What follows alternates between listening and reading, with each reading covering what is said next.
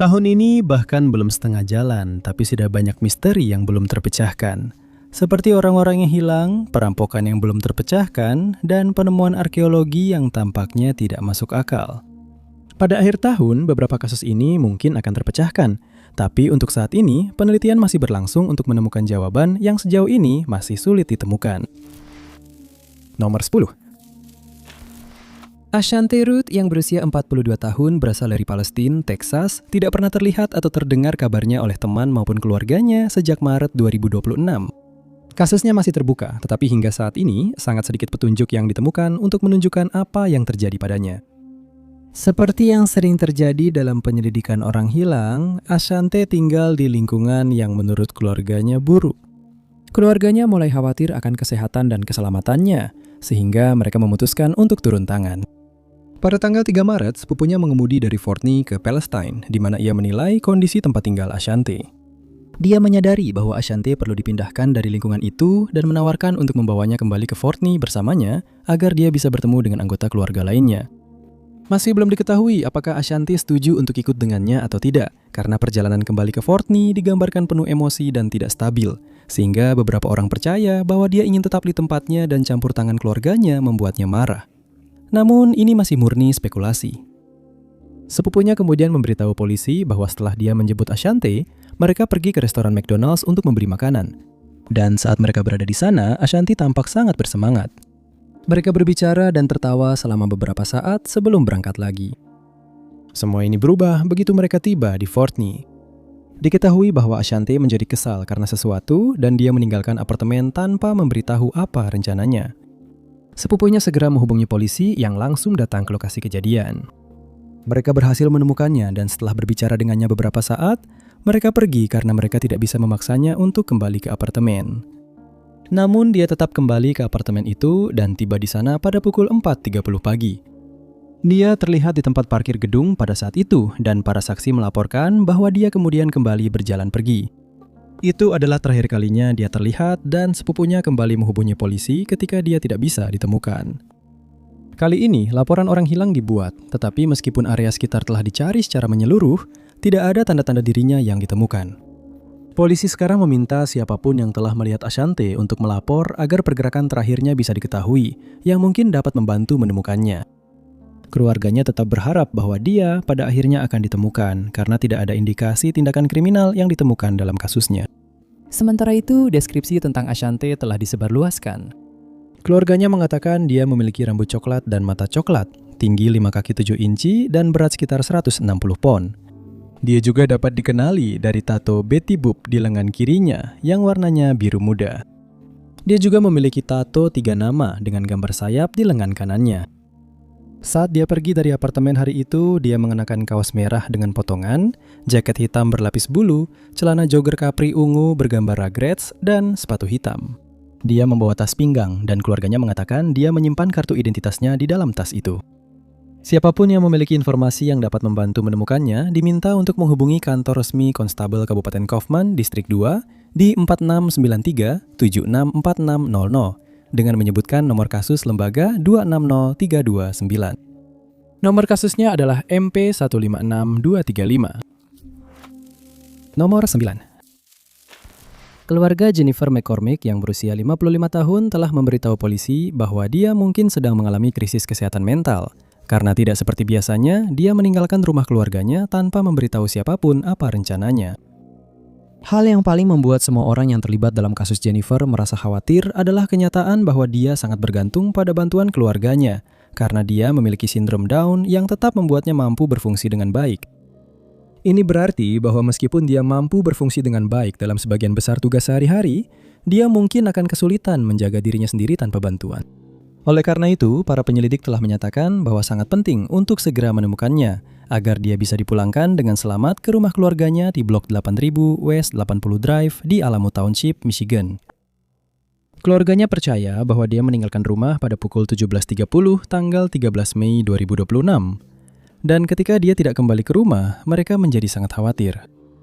Mereka menghubungi polisi dan menjelaskan bahwa Jennifer adalah orang yang rentan, lalu penyelidikan pun dimulai. Mereka menyatakan bahwa dia mungkin merasa kesal karena rutinitasnya berubah atau kebiasaannya berubah, dan hal ini membuatnya pergi dari rumah pada hari itu. Mereka juga menambahkan bahwa tidak ada masalah dalam keluarga, seperti pertengkaran atau perdebatan yang mungkin membuatnya kesal. Ketika Jennifer tidak dapat ditemukan di area sekitar, para penyelidik menghubungi komunitas sekitar dan meminta mereka untuk tetap waspada, serta melaporkan jika melihat dirinya. Mereka juga diminta untuk memeriksa rekaman keamanan, bangunan luar, gudang, halaman, dan area lain di mana dia mungkin memutuskan untuk mencari tempat berlindung. Ketika ditanyai, saudara laki-laki Jennifer yang tinggal satu rumah dengannya menyatakan bahwa dia telah pergi dari rumah selama sekitar 90 menit karena harus mengurus suatu keperluan. Jennifer ditinggalkan sendirian di rumah yang sebenarnya bukan hal yang luar biasa, tetapi ketika dia kembali, Jennifer sudah tidak ada dimanapun. Dia mencari Jennifer selama sekitar 3 jam, tetapi akhirnya memutuskan untuk menghubungi polisi. Jennifer tidak memiliki ponsel, jadi sayangnya tidak mungkin melacaknya dengan cara itu. Kartu kredit Jennifer tidak digunakan sejak hari dia menghilang, yang semakin menimbulkan kekhawatiran terhadap keselamatannya karena seharusnya dia akan membayar makanan atau akomodasi pada suatu saat.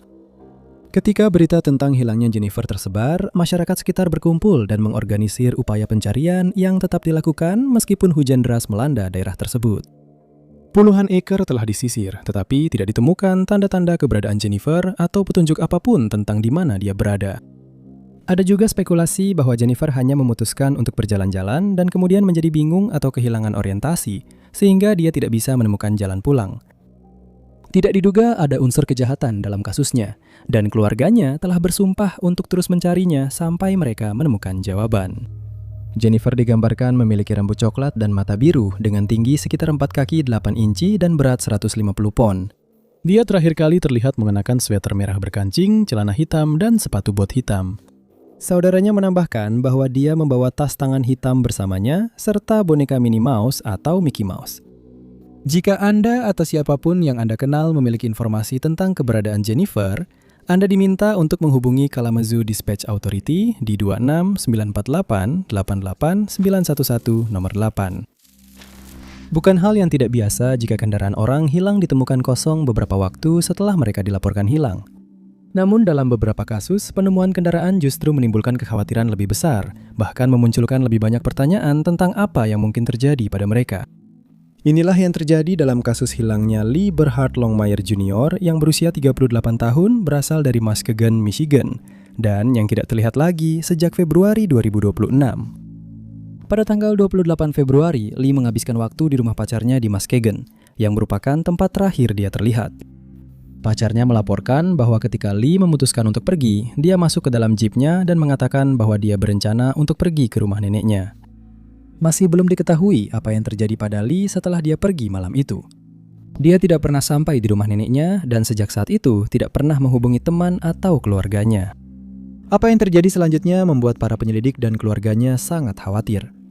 Dan ada dugaan bahwa hilangnya dia adalah akibat dari tindak kejahatan, namun hal ini belum terbukti. Sekitar pukul 11 malam keesokan harinya, tanggal 1 Maret, jeep milik Lee ditemukan di dekat Peck Street dan East Norton Avenue, dan dipastikan bahwa seseorang telah membakarnya dengan sengaja. Segera setelah penemuan yang mengkhawatirkan ini terjadi, area di sekitarnya langsung disisir secara menyeluruh, namun tidak ditemukan tanda-tanda keberadaan Lee. Dan area tersebut juga tidak memberikan petunjuk kemana dia mungkin pergi. Ketika ditanya apakah dia mungkin pergi atas kemauannya sendiri, keluarganya menyatakan bahwa dia tidak akan pernah melakukan itu karena bayinya baru saja lahir dan dia tidak akan pernah meninggalkan anaknya sendiri. Mereka menambahkan bahwa Lee tidak menunjukkan tanda-tanda stres, marah, atau perilaku yang tidak biasa sebelum dia menghilang, dan mereka sama bingungnya dengan polisi atas hilangnya Lee. Drone digunakan untuk mencari area tersebut dari udara, dan para relawan bergabung dengan polisi dengan harapan dia bisa ditemukan, tetapi tidak ada petunjuk lebih lanjut mengenai keberadaannya yang ditemukan. Akun media sosial Lee tidak menunjukkan aktivitas apapun sejak hari dia menghilang, dan dia juga tidak datang untuk shift pertamanya sebagai pengemudi DoorDash seperti yang diharapkan. Salah satu sepupu Lee menambahkan bahwa saat terakhir mereka berbicara, Lee tampak dalam suasana hati yang baik, meskipun mereka tidak berbicara lama karena sedang berada di acara dansa ayah dan anak perempuan. Lee tidak diketahui sedang mengalami masalah apapun, yang membuat fakta bahwa kendaraannya ditemukan ditinggalkan dan terbakar menjadi semakin membingungkan. Polisi telah meminta masyarakat sekitar untuk melaporkan jika melihat Lee dan segera melapor jika memiliki informasi apapun yang berkaitan dengan kasusnya. Hingga saat ini belum ada informasi seperti itu yang diterima, tetapi harapan tetap tinggi bahwa dia akan ditemukan. Lee digambarkan memiliki rambut hitam dan mata coklat dengan tinggi 5 kaki 10 inci dan berat 230 pon. Saat dia meninggalkan rumah pacarnya hari itu, dia mengenakan sweatshirt hitam bertudung, sepatu Nike putih, dan kaos putih. Siapapun yang memiliki informasi lebih lanjut dapat menghubungi kepolisian Norton Shores di 231-732-691 dengan menyebutkan nomor kasus lembaga NS 26-01265. Nomor kasus Lee adalah MP15639. Nomor 7. Setiap tahun, perampokan yang belum terpecahkan menyebabkan hilangnya uang, perhiasan, karya seni, dan artefak senilai jutaan dolar. Dan sebuah perampokan yang terjadi di Yayasan Magnani Rocco di kota Parma, Italia, telah menyebabkan kerugian besar. Untuk tahun 2026, perampokan tersebut dilakukan pada tanggal 22 Maret dan dikatakan hanya berlangsung selama 3 menit. Para pencuri berhasil masuk ke museum pedesaan pribadi tersebut pada malam hari dan berhasil membawa kabur karya seni dari Pierre-Auguste Renoir, serta Paul Cézanne dan Henri Matisse. Staf di museum melaporkan bahwa perampokan tersebut tampaknya sangat profesional dan terorganisir, dan menambahkan bahwa para pencuri mungkin akan mencuri barang-barang yang lebih berharga lagi jika bukan karena respon cepat dari pihak berwenang. Perampokan ini adalah yang kedua dalam waktu singkat dan dilakukan hanya beberapa bulan setelah perampokan Museum Louvre, di mana lebih dari 100 juta dolar perhiasan dicuri, meskipun beberapa orang telah ditangkap dalam kasus tersebut. Pihak berwenang mengungkapkan bahwa para perampok berhasil masuk ke Villa Magnani Rocca dengan cara mendobrak pintu depan museum. Mereka kemudian menuju ke lantai 1, di mana mereka mencuri 3 lukisan dari galeri seni Prancis. Untungnya, sistem keamanan museum kemudian mulai berbunyi dan para pencuri pun terganggu. Hal ini membuat mereka menjatuhkan lukisan keempat yang sedang mereka coba ambil sebelum melarikan diri. Mereka berhasil keluar dari gedung menuju taman museum, lalu memanjat pagar. Disitulah jejak mereka hilang, dan sampai sekarang mereka belum berhasil diidentifikasi. Berita tentang perampokan itu tidak langsung dilaporkan, karena staf museum khawatir hal itu bisa mempengaruhi penyelidikan yang sedang berlangsung, dan mereka berharap para pelaku bisa segera ditemukan. Namun kenyataannya tidak demikian. Setelah kejadian itu, diketahui bahwa 3 lukisan yang hilang tersebut diperkirakan bernilai 10,3 juta dolar, dengan lukisan Renoir sebagai yang paling berharga, yaitu 7 juta dolar. Dan pihak museum sangat berharap lukisan-lukisan itu bisa ditemukan kembali. Kejahatan ini telah memicu kekhawatiran bagi museum-museum kecil yang dimiliki secara pribadi di seluruh dunia, karena biasanya mereka tidak memiliki sistem keamanan canggih seperti yang dimiliki institusi yang lebih besar. Sudah menjadi hal yang umum jika langkah-langkah keamanan jauh lebih ketat di pintu masuk depan museum-museum seperti ini, sementara lantai atasnya kurang terlindungi. Sebagai akibat dari 2 perampokan mahal ini, beberapa museum besar mulai berinvestasi pada analisis kamera berbasis AI, yang diharapkan dapat mengidentifikasi perilaku mencurigakan atau tidak biasa di dalam atau sekitar gedung-gedung tersebut. Faktor lain yang berkontribusi terhadap perampokan ini adalah fakta bahwa nilai lukisan impresionis telah naik lebih dari 19% di pelelangan dalam beberapa tahun terakhir. Membuat risikonya menjadi lebih sepadan karena karya-karya ini bisa dijual di pasar gelap dengan jumlah uang yang sangat besar. Unit khusus kejahatan seni sedang menyelidiki perampokan ini, tetapi sejauh ini pelakunya masih belum teridentifikasi. Nomor 6, Johnny Dean Hamilton adalah pria berusia 73 tahun yang telah hilang dari kampung halamannya di Rodessa, Louisiana selama lebih dari 4 bulan, dan orang-orang terdekatnya sangat putus asa mencari kabar tentang keberadaannya. Pada saat itu, Johnny tinggal di Rodessa Church Road dan dia memiliki sebuah pick-up Chevrolet merah tahun 2001 yang sering terlihat dikendarainya di sekitar daerah tersebut. Dalam beberapa bulan sebelum menghilangnya, keluarganya mulai khawatir dengan kondisi mental Johnny, karena mereka percaya dia mungkin sedang berada pada tahap awal demensia.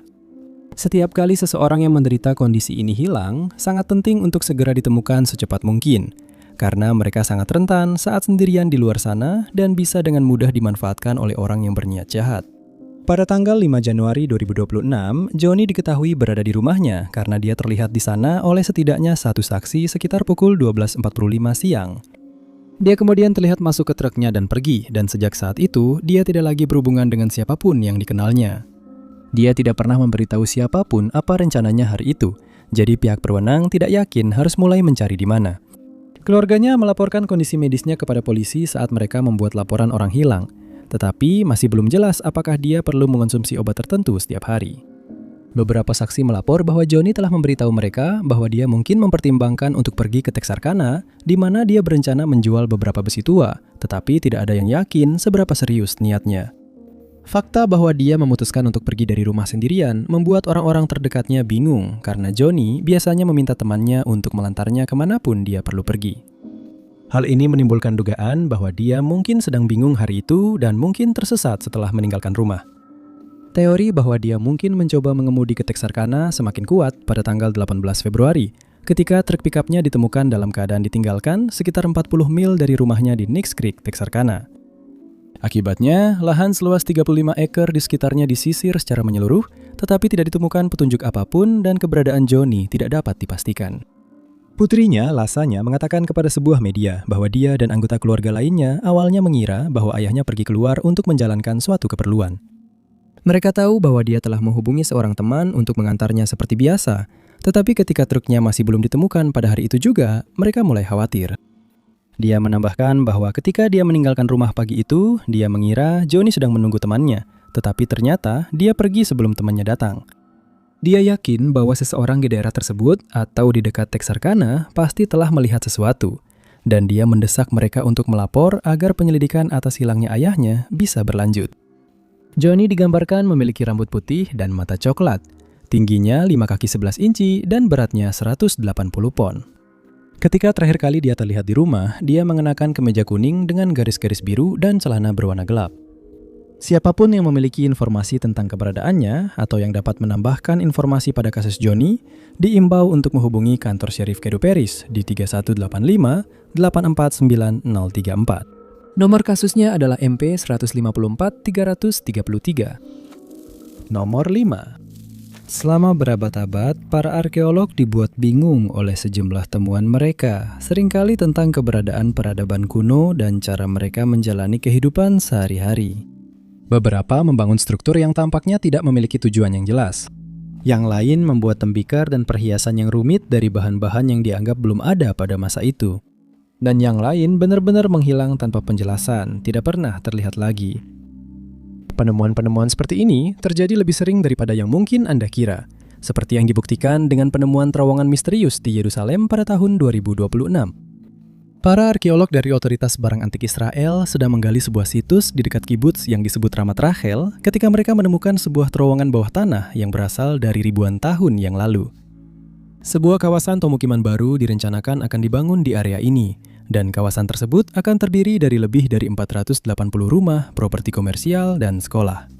Namun proyek tersebut ditunda sementara terowongan itu sedang diteliti. Setelah penelitian selesai, terowongan itu kemungkinan akan dijadikan taman arkeologi bersama dengan kawasan pemukiman baru, di mana orang-orang dapat mempelajari penemuan-penemuan dari zaman kuno. Sementara itu, pihak berwenang telah merilis beberapa informasi tentang penemuan aneh tersebut. Mereka menyatakan bahwa terowongan tersebut memiliki panjang sekitar 165 kaki, meskipun panjang keseluruhannya belum sepenuhnya ditemukan, karena beberapa bagian terowongan telah runtuh dan masih dibersihkan dari puing-puing. Di pintu masuk, sebuah tangga batu dibangun di dalam batu, dan di dalamnya ditemukan lapisan tanah padat yang tebal. Beberapa bagian terowongan mencapai tinggi hingga 15 kaki dan lebar sekitar 10 kaki, sehingga memungkinkan siapa saja untuk melewatinya tanpa harus membungkuk. Dinding terowongan menunjukkan bukti teknik pemotongan batu, dan sudah pasti proyek ini membutuhkan banyak waktu dan keahlian untuk diselesaikan. Ini adalah penemuan yang menarik dan layak untuk diteliti lebih lanjut, karena para ahli belum mengetahui untuk apa terowongan itu digunakan atau siapa yang membangunnya. Ada yang menyarankan bahwa terowongan ini digunakan sebagai sistem air bawah tanah yang memungkinkan akses ke mata air bawah tanah. Tetapi karena tidak ada upaya untuk mencegah air merembes ke dinding terowongan, hal ini tampaknya tidak mungkin. Penelitian juga belum menemukan adanya mata air bawah tanah di daerah tersebut, dan tidak ada bukti yang ditemukan bahwa air pernah mengalir melalui terowongan itu. Saran berikutnya adalah bahwa terowongan itu digunakan untuk keperluan pertanian. Namun sebagian besar ahli telah menolak teori itu karena mereka merasa bahwa terowongan tersebut terlalu besar untuk tujuan ini dan tidak mungkin digunakan dalam kapasitas industri apapun. Hal ini membuat para ilmuwan hanya memiliki satu teori yang masuk akal. Mereka percaya bahwa siapapun yang menggali terowongan itu mungkin sedang berusaha mencapai lapisan kapur bawah tanah yang akan digunakan untuk memproduksi bahan bangunan atau untuk memproduksi kapur. Untuk saat ini, dunia arkeologi menunggu dengan penuh harap untuk mengetahui lebih banyak tentang terowongan tersebut. Dan dengan penelitian lebih lanjut, kita mungkin akhirnya akan mengetahui siapa yang membangunnya dan untuk apa terowongan itu digunakan. Nomor 4. Terkadang ketika sebuah penemuan arkeologi ditemukan, yang bisa dilakukan para ahli terbaik hanyalah berspekulasi tentang untuk apa benda-benda itu digunakan atau apa maknanya bagi orang-orang yang hidup ribuan tahun yang lalu. Itulah yang terjadi dengan penemuan aneh yang ditemukan di Mesir Tengah, dan para sejarawan dibuat bingung. Penemuan itu dilakukan oleh tim arkeolog Mesir Dominika saat mereka melakukan penggalian di kuil Minerva Ptolemaik di Alexandria. Saat meneliti situs tersebut, mereka terkejut menemukan 13 mumi yang semuanya memiliki lidah emas yang diletakkan di mulut mereka saat dikuburkan. Mumi-mumi itu ditemukan di makam yang dipahat di batu, yang merupakan praktik populer di Yunani dan Romawi pada zaman kuno. Ketika makam-makam itu dibuka, mereka kecewa menemukan bahwa mumi-mumi tersebut dalam kondisi yang buruk. Tetapi mereka sama sekali tidak menyangka bahwa masing-masing mumi itu memiliki lidah emas yang jelas-jelas sengaja diletakkan di mulut mereka dengan tujuan tertentu. Perlu dicatat bahwa mumi-mumi ini ditemukan bersama 39 mumi lainnya, dan tidak ada satupun dari mereka yang memiliki lidah emas. Sisa-sisa tersebut diperkirakan berasal dari sekitar 2000 tahun yang lalu, dan para peneliti bersyukur bahwa para penjara tidak mengetahui keberadaan makam-makam itu, karena lidah emas tersebut kemungkinan besar sudah dicuri, dilebur, dan dijual. Jika hal ini terjadi, kita bahkan tidak akan pernah tahu tentang lidah-lidah emas itu, dan tidak akan ada penelitian yang dilakukan untuk mencoba mencari tahu mengapa praktik yang tidak biasa ini menjadi hal yang umum ribuan tahun yang lalu.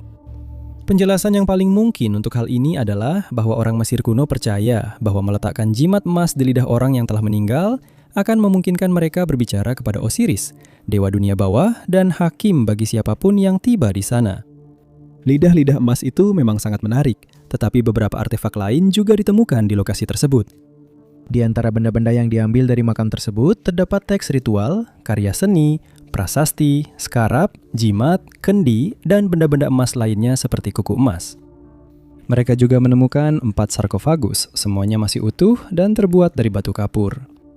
Dipercaya bahwa dengan penelitian lebih lanjut, benda-benda ini akan dikaitkan dengan praktik keagamaan pada era Ptolemaik. Para peneliti tidak hanya senang menemukan penemuan langka seperti ini, tetapi mereka juga menambahkan bahwa menemukan emas di dalam makam menjadi semakin tidak mungkin di zaman modern ini. Hal ini karena para perampok makam biasanya menemukan situs-situs ini terlebih dahulu, dan kemudian mengambil apapun yang mereka anggap bisa dijual untuk mendapatkan keuntungan. Banyak penemuan penting yang seharusnya bisa mengajarkan kita lebih banyak tentang masyarakat Mesir kuno telah hilang akibat praktik ini, sehingga penemuan lidah emas ini menjadi semakin penting. Beberapa karya seni yang ditemukan di samping makam-makam tersebut menggambarkan seluruh keluarga sedang berada di hadapan dewa-dewi Mesir. Dewi Langit Nut dilukis di langit-langit ruang tersebut bersama dengan bintang-bintang dan perahu-perahu yang berisi beberapa dewa lainnya. Mengenai siapa orang-orang yang berada di dalam makam ini, para ahli hanya bisa menebak. Ada kemungkinan bahwa mereka yang diberi lidah emas memiliki kedudukan lebih tinggi di masyarakat pada masa itu. Namun, hal ini masih berupa spekulasi.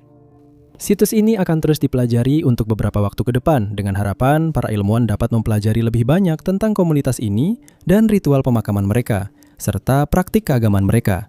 Namun untuk saat ini, situs ini tetap menjadi misteri yang menimbulkan lebih banyak pertanyaan daripada jawaban. Nomor 3. Banyak keluarga di seluruh dunia telah kehilangan orang yang mereka cintai karena sekte keagamaan. Dan pada tahun 2016, keluarga seorang wanita Jerman, Lisa Weiss, mulai percaya bahwa inilah yang terjadi padanya, yang akan menjelaskan mengapa mereka tidak pernah melihat atau mendengar kabar darinya selama 7 tahun. Ketika Lisa berusia 30 tahun pada tahun 2019, dia melakukan perjalanan ke Kerala di India, dari mana dia tidak pernah kembali. Pada saat itu, dia sudah mulai menghadiri pertemuan yang diadakan oleh Ahmadi Religion of Peace and Light, yang merupakan sebuah sekte yang berkantor pusat di sebuah gedung bekas panti asuhan di Crewe, Inggris. Ketika keluarganya melaporkan dia hilang, dia diidentifikasi sebagai anggota kelompok tersebut. Dan sejak saat itu, sekte tersebut berada di bawah pengawasan Kepolisian Nasional Jerman yang memulai penyelidikan bernama Operasi Dekker. Nama tersebut merujuk pada seorang individu dari Irlandia yang membuat tuduhan terhadap kelompok tersebut, yang rinciannya belum dipublikasikan.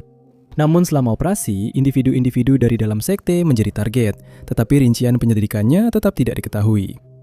Ketika sekte tersebut dihubungi dan ditanyai tentang hilangnya Lisa, para anggotanya menyatakan bahwa mereka tidak memiliki informasi tentang hal itu, tetapi mereka tidak pernah secara tegas mengatakan bahwa Lisa tidak bersama mereka.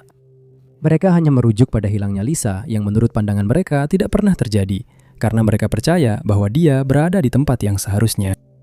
Beberapa anggota telah menolak untuk bekerja sama dengan pihak berwenang, yang merupakan perilaku khas dari kelompok seperti sekte yang biasanya akan melakukan apa saja agar aktivitas kelompok mereka tidak diketahui oleh publik maupun pihak berwenang. Pada tahun 2026, markas kelompok tersebut di Crewe digerebek oleh polisi.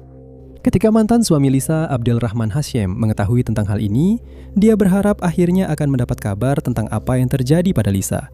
Dan dia akhirnya bisa memberitahu kedua anaknya apakah Lisa selamat atau tidak. Dia memberitahu polisi bahwa anak-anaknya terakhir kali mendengar kabar dari Lisa ketika dia mengirim email dari kamar hotelnya di India, di mana dia menyatakan bahwa dia sangat mencintai mereka, serta menambahkan bahwa mereka adalah sahabat dan orang favoritnya di dunia. 2 hari setelah email itu dikirim, Lisa sudah tidak bisa dihubungi lagi, dan sejak saat itu, dia tidak pernah berkomunikasi dengan anggota keluarganya. Selama penggerebekan di markas tersebut, 12 orang ditahan. Beberapa di antaranya didakwa dengan tuduhan perdagangan manusia dan pernikahan paksa, sementara yang lain didakwa dengan perbudakan modern dan yang lebih buruk lagi. Mereka semua telah dibebaskan dengan jaminan dan penyelidikan lebih lanjut akan menentukan apakah anggota lainnya akan ditangkap dan didakwa. Abdurrahman berharap bahwa penyelidikan ini akan membawa jawaban atas hilangnya Lisa, karena masih belum jelas apakah dia berada di lokasi saat penggerebekan dilakukan. Abdurrahman menambahkan bahwa pada tahun 2018, Lisa ingin meninggalkan sekte tersebut dan memulai hidup baru di Jerman. Mereka bahkan sempat membahas untuk pindah ke negara yang sama agar bisa berbagi hak asuh atas anak-anak mereka. Namun kemudian dia menghilang di India. Akun emailnya dinonaktifkan dan sejak saat itu tidak ada kabar darinya, serta ponselnya juga tidak pernah dinyalakan lagi. Uang yang dikirimkan kepadanya oleh seorang teman tidak pernah digunakan dan rekening banknya tidak pernah disentuh selama 7 tahun. Beberapa orang menduga bahwa dia ditahan oleh sekte tersebut melawan kehendaknya. Tetapi karena tidak ada cara untuk membuktikan teori ini, keluarganya memilih untuk tetap berharap bahwa dia akan ditemukan dan dipulangkan untuk bersama anak-anaknya. Nomor 2. Selama setahun terakhir, diskusi tentang keberadaan makhluk luar angkasa menjadi hal yang biasa berkat beberapa klaim yang dibuat oleh pemerintah Amerika Serikat, termasuk Presiden Donald Trump. Hal ini membuat semakin banyak orang percaya bahwa mereka memang benar-benar ada dan bahwa mereka telah mengunjungi bumi selama waktu yang sangat lama. Sementara itu, aliran rekaman yang terus-menerus menunjukkan cahaya aneh di langit tidak pernah berhenti, semakin memanaskan perdebatan yang sudah kontroversial ini. Pemerintah telah merilis ribuan berkas tentang topik ini, dan informasi ini sering disertai dengan rekaman yang diambil oleh personel militer yang dibuat bingung oleh benda-benda aneh ini, dan kemampuan manuver mereka yang tampaknya mustahil. Satu video tertentu yang dirilis ke publik pada tahun 2026 telah menghebohkan internet, terutama karena bentuk objek yang dimaksud sangat tidak biasa dibandingkan dengan laporan serupa yang pernah dibuat di masa lalu. Rekaman tersebut diambil dari sebuah platform militer Amerika Serikat menggunakan kamera inframerah. Video tersebut begitu aneh sehingga langsung dikirim ke All Domain Anomaly Resolution Office, di mana video itu dipelajari lebih lanjut, namun belum ada penjelasan yang diberikan hingga saat ini. Rekaman tersebut berdurasi total 1 menit 46 detik dan memperlihatkan sebuah area dengan kontras yang membentuk pola bintang 8 sudut. Operator kamera berusaha sebaik mungkin untuk menjaga objek tetap dalam bingkai dan fokus, dan mereka dapat melihat bahwa objek tersebut meninggalkan jejak di belakangnya saat bergerak. Beberapa orang berspekulasi bahwa ini adalah panas dari sistem propulsi yang terlihat pada kamera inframerah. Namun karena sangat sedikit konteks yang diberikan tentang rekaman tersebut, ini tetap hanya sebuah teori. Sebuah catatan yang menyertai rekaman tersebut menyatakan bahwa itu hanya untuk tujuan informasi dan siapapun yang menonton video tersebut tidak boleh menafsirkan bagian manapun dari deskripsi ini sebagai penilaian analitis, kesimpulan investigasi, atau penentuan fakta. Mengenai apa sebenarnya objek itu, perdebatan masih terus berlangsung. Saran yang paling jelas dan umum adalah bahwa itu adalah pesawat luar angkasa asing yang tertangkap kamera meskipun bentuknya tidak biasa, yang tidak lazim untuk jenis penampakan seperti ini. Yang lain merasa bahwa itu mungkin sesuatu yang jauh lebih biasa, tetapi tidak ada yang bisa menentukan secara pasti apa itu atau apa yang sedang dilakukannya ketika terlihat oleh personel militer. Nomor 1. Beberapa kemajuan telah dicapai dalam penyelidikan hilangnya Tamara Downhill yang berusia 36 tahun yang dikenal keluarganya sebagai Dawn. yang menghilang dari Ocean Shores, Washington pada tahun 2026, tetapi dia belum ditemukan. Pada bulan Maret 2026, Dawn sedang berpacaran dengan Kendrick Bruce, yang bersamanya dia terlihat pada tanggal 3 bulan itu. Namun keesokan harinya, menurut keluarganya, dia memutuskan untuk mengakhiri hubungan tersebut, dan setelah itu dia menghilang secara mencurigakan. Karena sangat tidak biasa baginya untuk tidak berkomunikasi dengan keluarganya dan satu-satunya anaknya, mereka dengan cepat menjadi khawatir atas ketidakhadirannya, dan mereka menghubungi polisi untuk melaporkan bahwa dia tidak pulang seperti yang diharapkan. Selama penyelidikan yang dilakukan, catatan teleponnya diperiksa dan menunjukkan bahwa ponselnya terakhir aktif di dekat Northwest Track Wildlife Park, sekitar 24 mil dari tempat terakhir dia terlihat di Ocean Shores.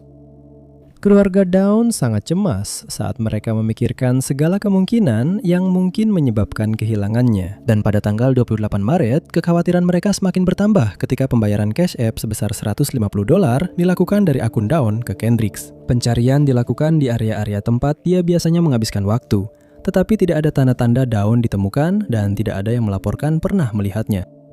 Baru beberapa hari kemudian, mobilnya ditemukan ditinggalkan sekitar 1 blok dari rumahnya. Dan mobil itu diperiksa secara menyeluruh. Di dalamnya, para penyelidik menemukan kartu debitnya dan yang mengkhawatirkan sebuah foto putranya yang telah disobek. Berkat pembayaran melalui aplikasi uang tunai, polisi mulai mencurigai bahwa Kendrick mungkin terlibat dalam hilangnya dia dan surat perintah penggeledahan pun dikeluarkan. Jeep miliknya digeledah oleh unit K9 dan anjing-anjing tersebut tampaknya menunjukkan bahwa sesuatu telah terjadi di kursi belakang, pintu belakang, dan area bagasi kendaraan itu. Rumahnya kemudian digeledah termasuk perangkat elektronik miliknya, dan hal-hal ini semakin menambah kekhawatiran. Riwayat pencarian internetnya mencakup pertanyaan seperti cara membuat seseorang pingsan, berapa lama waktu yang dibutuhkan agar jenazah terurai, dan cara membersihkan bahan biologis dari karpet.